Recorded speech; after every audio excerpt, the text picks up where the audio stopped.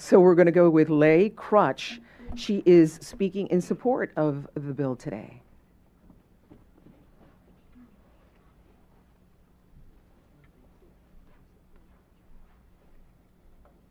Good morning. Good morning, and thank you, committee members, for allowing me to speak today. As you introduced me, my name is Leigh Crutch, and if you bear with me, this is a very difficult story to share. I'm here in support of Bill SB 304, also known as Patterson's Law. My family represents the dangers of this law not passing, and we pray our nightmare will help other families. In August 2017, my Grand Neice RaNiyah was taken to the ER by her parents seeking medical care. That was the third time in the ER within her 11 short weeks of life. She was an infant. It was discovered she had a fractured femur, rib fractures at different stages of healing, a chipped spine, 2 jaw fractures. The mom explained RaNiyah's birth was difficult.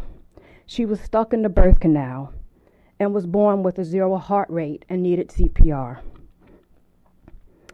The hospital was ready to release her to her parents. However, the CP team intervened, claiming child abuse.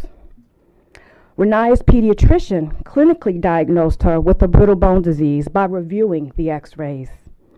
He possibly suspected osteogenesis imperfecta. He ordered genetic testing, but unbeknownst to him, at the time, his order was canceled and rerouted to a different hospital by unknown actors. Before the genetic test came back, an expedited termination of parental rights petition was filed. It's notable there were no criminal charges.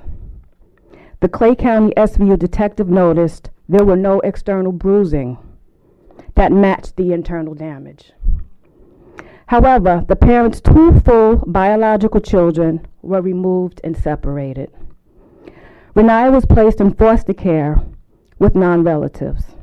Her full biological siblings, were placed with their paternal grandparents after succumbing to a full body exam, including a cavity search, even though there were no allegations of sexual abuse.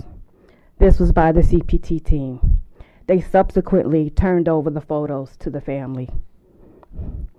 The grandparents fought to get custody of RaNiyah, but ultimately they lost. To simplify the story and for the sake of time, 2 separate families adopted the children. RaNiyah by her foster parents. Her brother was adopted by their paternal grandparents. Mind you, they're 2 full biological siblings. Distant relatives, including myself, learned of what happened. We started our own investigation. We learned RaNiyah was placed in the home of the board member of the CBC in charge of the child abuse investigation. Kids First of Florida. We also obtained the genetic test, which was positive for a brittle bone disease. Excuse me. It was positive for a brittle bone disease, a variant form of osteogenesis imperfecta. We worked to retain attorneys. 5 law firms worked together, 7 lawsuits filed, including attempting to overturn the TPR and the adoption. The law as it's written is not in our favor. We obtained 32,000 emails in a mandamus lawsuit right here in Leon County. My family learned the details of what happened. Within 1 week of RaNiyah entering foster care, the board member and his wife decided they wanted to keep RaNiyah. They sent an email to the CEO of Kids First to make their request known. The pediatrician who diagnosed RaNiyah had ordered genetic testing never received those results despite numerous requests. We also learned that there is some questionable testimony by the CPT doctor during the TPR trial. We also learned the adoptive mother, who at the time was the foster mother, also stated during the TPR trial that she was perfectly healthy.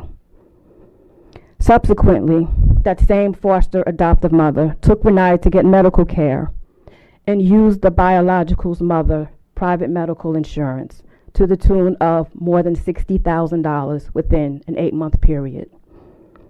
whereas she should have been using Medicaid. She was a foster child. The parents had a third child. A dependency petition was filed based off the same accusations. However, experts were secured in that case, and DCF dismissed that petition. The parents got to keep their third child based on the same accusations. Now there are 3 full biological siblings with 3 sets of parents. RaNiyah never to be seen again because she was adopted outside of relative care.